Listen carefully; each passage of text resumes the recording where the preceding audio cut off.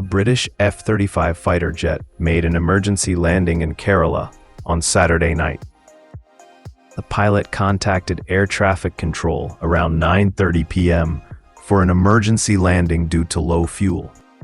Airport authorities promptly declared an emergency and ensured a safe landing.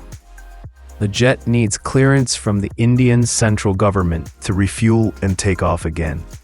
The aircraft is believed to have taken off from a British aircraft carrier.